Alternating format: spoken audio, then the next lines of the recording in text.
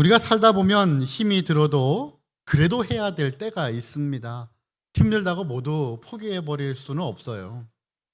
만약 학생이 힘들다고 공부를 게을리하면 결국은 그 책임을 져야 할 때가 옵니다. 그래도 공부해야 됩니다. 직장인이 상사가 마음에 안 들다고 일을 하지 않는다면 결국 그 책임을 져야 합니다. 그래도 일은 해야 되는 것입니다. 부모는 자녀를 잘 돌봐야 됩니다.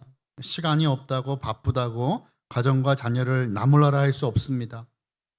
만약 자녀들을 신앙으로 양육하지 못했다고 한다면 자녀들에게 신앙을 전수해 주는 것은 참으로 더 어려워집니다. 다 큰 성인이 된 아이들이 스스로의 힘으로 신앙을 갖는 것은 참으로 어렵습니다. 모든 구원이 하나님께로부터 선물이지만 참으로 더 어려워 보이죠. 정말 가장 중요한 것, 무조건 해야만 하는 그 중요한 일을 놓쳤을 때 그에 따른 결과는 우리를 난감하게 만들기도 하고 돌이킬 수 없는 절망에 빠뜨리기도 합니다. 예수님을 믿는 여러분, 우리 성도님들은 어떠실까요? 힘든 상황이 찾아오고 캄캄하고 칠흑 같은 영적인 침체의 순간이 다가온다 할지라도 우리는 우리의 신앙을 포기할 수 없습니다. 우리의 믿음은 흔들릴 수 없습니다. 그래도 믿어야 합니다. 그래도 신앙의 자리를 지켜야 한다 그 말입니다. 우리가 살펴보고 있는 사도행전은 참으로 신기한 성경입니다. 어쩔 때는 나와 아무런 상관이 없어 보이기도 합니다. 정말로 기록된 이야기들이 극단적인 모습으로 비춰지는 것 같아서 나와 상관없는 것처럼 보여지죠. 지금 우리 시대에는 찾아보기 어려운 이야기들이기 때문입니다. 그런데 또 가만히 보면 예수님이 주인이 되시는 교회를 세우고 복음을 전함에 있어서 이보다 직접적인 연관이 있는 성경이 또 있을까라는 생각이 들기도 합니다. 그래서 21장의 오늘의 그 말씀 본문을 통해 우리는 무엇을 끝까지 어떤 상황이 다가와도 놓치지 말고 해야 하는가를 살펴보기 원합니다.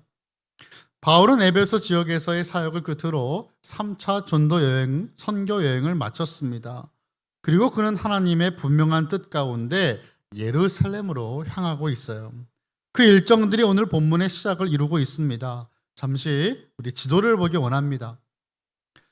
지도의 가운데 중앙 쪽을 보시면 20장의 배경이 되는 밀레도, 그리고 바로 아래쪽엔 약간 흐린 글씨로 고스라는 지역이 있습니다.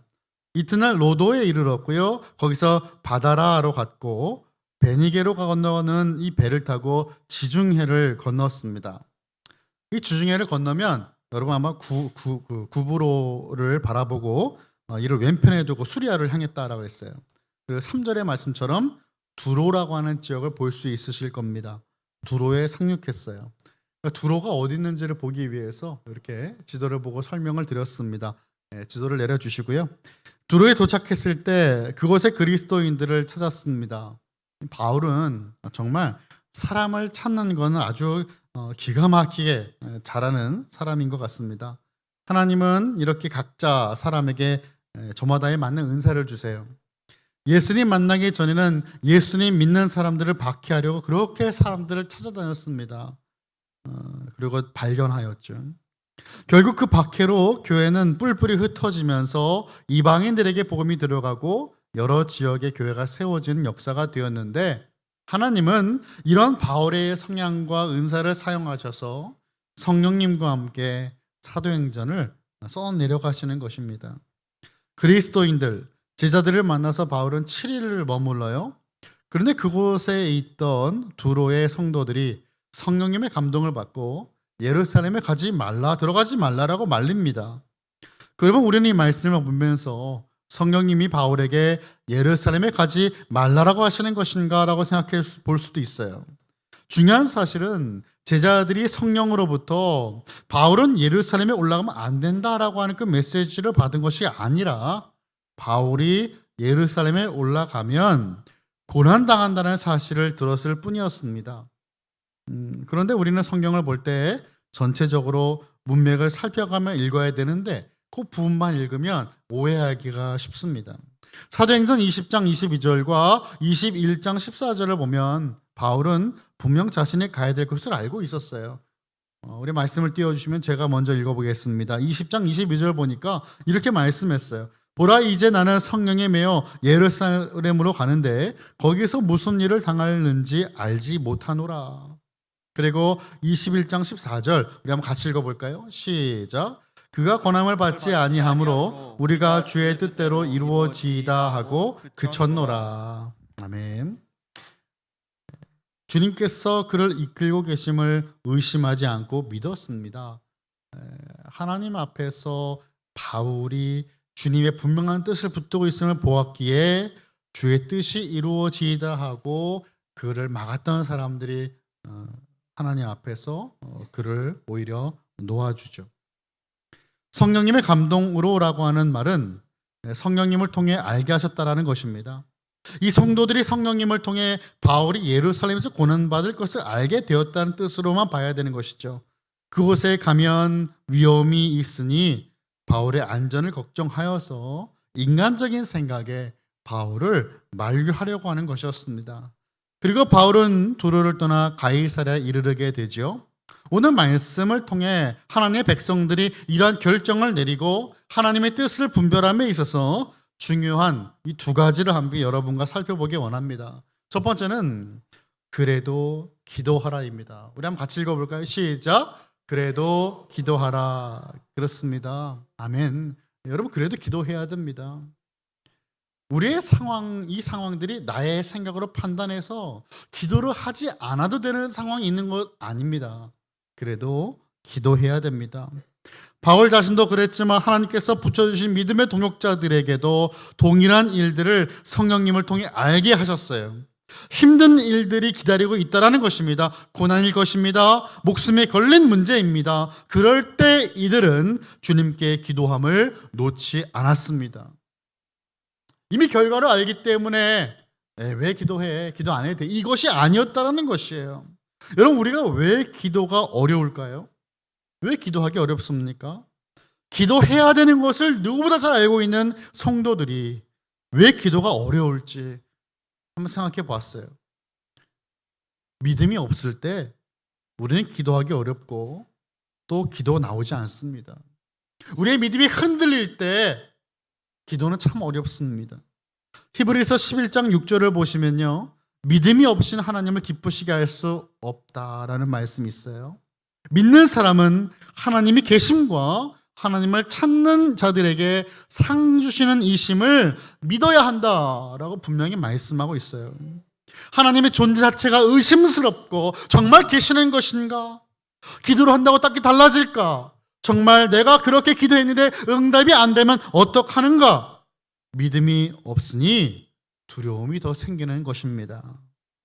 야고보서에서는 이렇게 증거하고 있습니다. 야고보서 1장 6절부터 8절까지 우리 한번 한 목소리를 같이 읽어보면 좋겠습니다. 화면을 보시고 시작.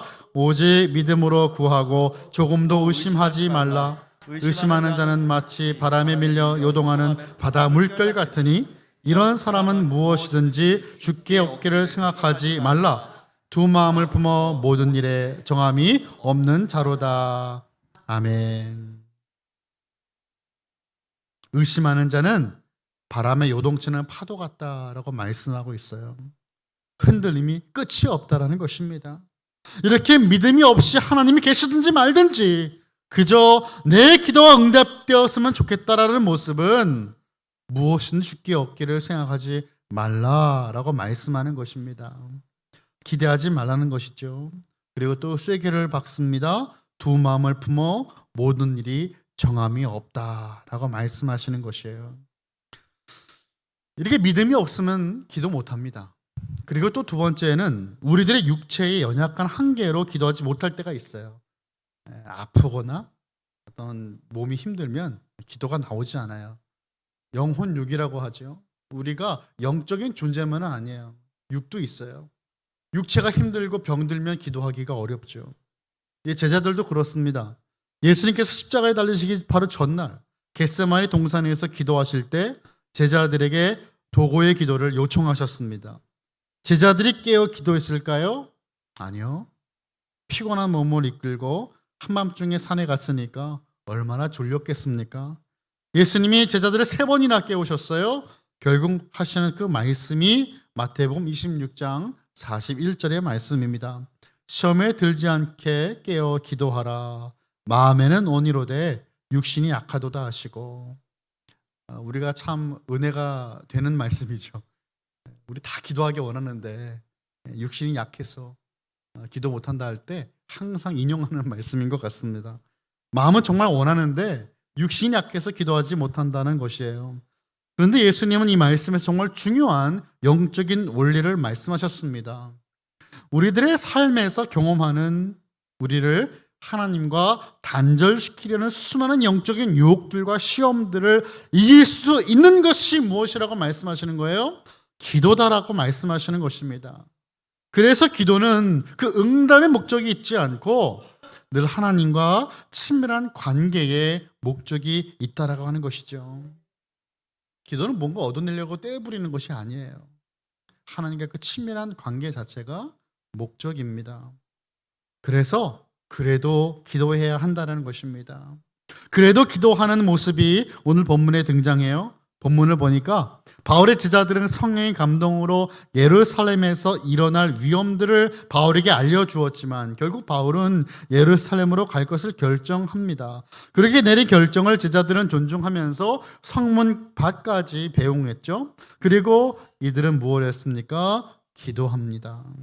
정말로 감동인 것은 이들이 새벽 기도회를 한다든지 철야 기도회를 하고 그곳에서 바울을 파송한 게 아니라 이들이 있는 그곳에서 바로 기도를 했다라는 것이에요.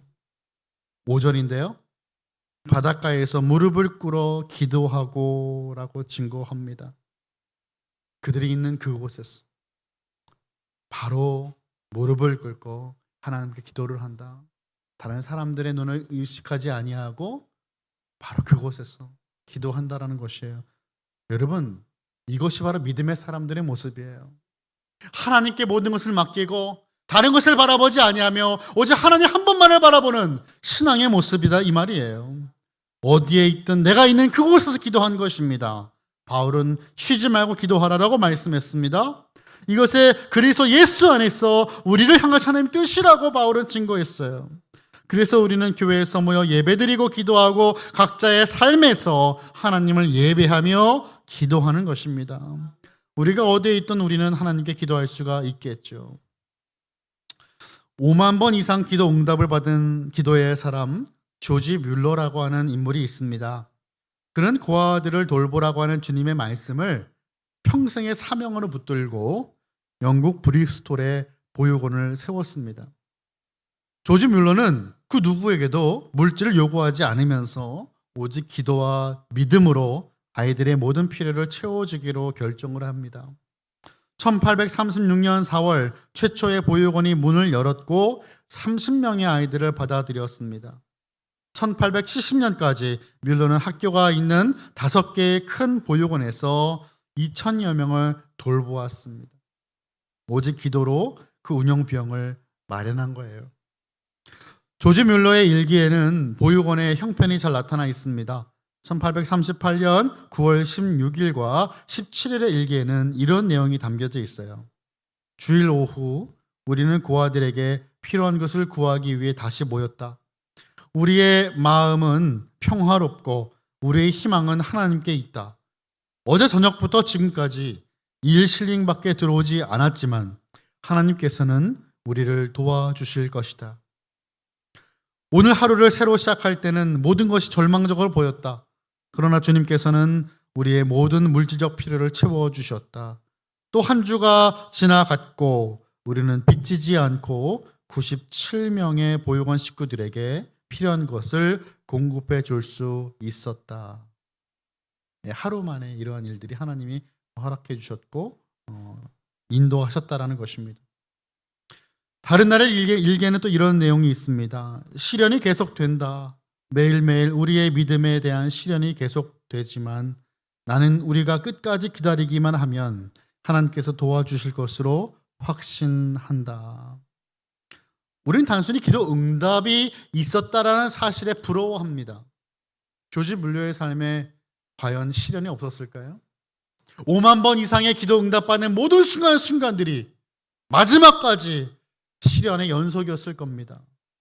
하지만 하나님은 역사하셨고 응답하셨다라는 것이에요.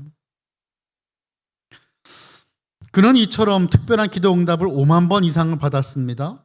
그가 사역하던 시간을 계산하면 하루 평균 2번 정도 기도가 응답된 셈이에요.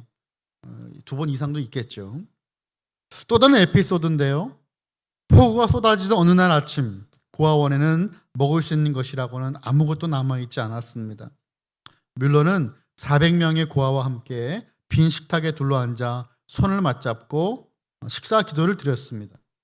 그의 기도가 끝났을 때 한 대의 마차가 고아원 앞에 도착했습니다. 그 마차에는 아침에 막 구운 빵과 신선한 우유로 가득했습니다. 인근 공장에서 종업원들 야유회에 쓰기 위해 주문했지만 갑작스러운 폭우로 취소가 되자 그 음식을 고아들에게 보내온 것이었습니다. 참으로 놀랍죠? 어떻게 이런 삶을 살 수 있을까? 우리는 이렇게 하나님만 의지하며 기도할까요? 우리는 과연 하나님의 뜻에 얼마나 많은 관심이 있습니까? 뮬러의 기도의 원리는 단순히 자신의 영성이나 자신을 위한 기도거나 아니면 감정에 빠져서 무분별한 기도가 아니었습니다. 5만 번 이상 응답받았다라는 것은 사실 사람들이 후대에 붙여준 별명이고요. 아마 그는 세지 않았을 겁니다. 뮬러는 기도 응답이 항상 목적이 아니었습니다. 하나님께 기도하다 보니 응답이 되어 있는 것입니다. 하나님이 기뻐하시는 뜻과 하나님의 응답하심에 순종하려는 올바른 기도를 추구했던 것입니다. 매 순간 무시로 어디에서나 기도하는 모습이에요. 그래도 기도해야 합니다. 자, 두 번째는 바로 이것입니다. 한번 같이 읽어볼까요? 시작. 그래도 올라가라. 그렇습니다. 그래도 올라가야 합니다. 올라간다는 것은 예루살렘 올라간다는 뜻이고요. 이 의미는 사명의 자리를 지켜야 한다 그 말이에요. 그래도 사명의 자리를 지켜야 합니다. 내가 있어야 될 그곳에 있어야 한다라는 말이에요. 내가 하나님께 나를 부르신 그곳에 우리는 서 있어야 되는 것입니다. 우리가 사역자입니까? 사역의 자리 지켜야 됩니다. 구역장입니까? 구역을 지켜야 됩니다. 찬양대입니까? 찬양대를 지켜야 됩니다. 우리가 어디에서 무엇을 하든 그 자리를 지킴으로 하나님 앞에 사명을 이루는 겁니다. 오늘 본문에서만 보면 예루살렘에서 위험한 일이 있을 것임을 3번이나 나왔습니다. 두로의 성도들이 이야기해주고 가이사랴에서 만난 7 집사 중에 하나 빌립의 4 딸이 예언하는 자라고 하였어요. 그곳에서 바울에게 일어난 일들을 이야기하지 않았을 리 없습니다. 분명히 이야기가 오고 갔을 거예요. 이 이야기를 기록한 누가의 목적이 분명히 있습니다. 그리고 가이사랴에서 며칠 뒤에 아가보라고 하는 유대에서 온 선지자를 만나요. 아가보가 누굽니까? 이미 사도행전 11장 27절에서 온 천하에 흉년이 들 것이라고 예언한 선지자였어요. 그 예언대로 실제로 글라우디오 황제 때 큰 흉년이 들었고요. 안디옥 교회는 개척된 지 얼마 되지 않았지만 예루살렘 교회를 돕기 위해 바울과 바나바를 파송했어요. 이제 그런 아가보가 다시 성령을 통해 바울이 결박당하고 이방인에게 넘겨질 것이라고 하는 예언을 한 것입니다. 이제 구약을 보면 참 재미있는 이야기가 많이 있는데 하나님의 예언의 말씀을 전달하는 예언자들이 등장하죠. 이들이 예언한 메시지를 전달할 때 행동을 함께 할 때가 종종 있어요. 특별한 행동을 함께 할 때죠. 에스겔을 예를 들어 보면 에스겔 4장을 이제 보시면요. 토판을 가져다가 그 위에 그려지는 모든 일들이 그 성에 일어날 것이라고 예언했어요. 이사야는 어떻습니까? 이사야서 20장을 보면 이사야는 옷과 신을 벗고 벗은 몸과 벗은 발로 다녀요. 해괴한 모습인데 이 모습은 이스라엘 백성이 포로로 잡혀갈 때 어떻게 끌려가는지를 보여주기 위한 것이었습니다. 예레미야 19장을 보면 예레미야는 임박한 하나님의 심판을 보여주기 위해 항아리를 깹니다. 한번 깨진 항아리 다시 붙일 수 없는 것입니다. 하나님의 심판이 임하기 전에 회개하라라고 하는 메시지를 주신 것이었어요. 이런 예언의 행위는 오늘 말씀에 등장합니다. 아가보는 바울의 허리띠로 자신을 묶은 다음에 유대 사람들이 그 허리띠의 주인을 그렇게 똑같이 묶고 이방인들에게 넘겨줄 것이라고 예언했어요. 이건 단지 예를 돕기 위한 시각 효과가 아니었습니다. 이처럼 하나님의 백성들에게 말씀하시는 성령님 안에 있으면 하나님의 미래가 그렇게 현실 안에 들어오고 말씀에 나온 일들이 상징적으로 보여지지만 눈에 보여지고 손에 잡히는 현실이 된다는 것을 보여주신 거예요. 주님의 인도하심이란 결국 뜬구름을 잡는 데 희미한 것이 아니라 하나님의 말씀이 체화되고 내 안에 역사하신 말씀으로 임하게 되는 것을 의미하는 겁니다. 바울은 분명 아가보와 그의 경고를 무시하지 않았을 것입니다. 바울도 종종 예언을 의지했고요. 자신도 예언하였어요. 그리고 그는 밀레도에서 에베소의 장로들과 하는 대화를 보면 이미 자신이 고난받고 투옥당하고 재난의 소용돌이에 빠질 것을 알고 있었어요. 20장 23절의 말씀은 이렇게 말씀합니다. 오직 성령이 각 성에서 내게 증언하여 결박과 환난이 나를 기다린다 하시나. 알고 있는 거예요. 그리고 나서 고백하는 유명한 말씀 24절인데 함께 보겠습니다. 24절 시작. 내가 달려갈 길과 주 예수께 받은 사명 곧 하나님의 은혜의 복음을 증언하는 일을 마치려 하면은 나의 생명조차 조금도 귀한 것으로 여기지 아니하노라. 아멘. 바울은 자신이 무엇을 해야 될지 알고 있어요. 무엇을 위해 살아야 될지도 알고 있는 것입니다. 그렇기 때문에 흔들리지 않습니다. 이 예언의 메시지와 일어난 일들을 더욱 선명하게 알게 된 바울의 일행들은 울면서 바울을 말렸어요. 13절이에요. 오늘 본문의 13절. 바울이 대답하되 여러분이 어찌하여 울어 내 마음을 상하게 하느냐. 나는 주 예수의 이름을 위하여 결박당할 뿐만 아니라 예루살렘에서 죽을 것도 각오하였노라 하니. 아멘. 바울의 일행들은 즉 인간적이고요. 바울을 사랑하는 마음으로 이야기한 것이었어요. 그렇게 할 수밖에 없죠. 여러분 만약 제가 이런 게 좋은 예가 될지는 모르겠지만 아주 위험한 선교지로 선교를 제가 간다고 생각해 보세요.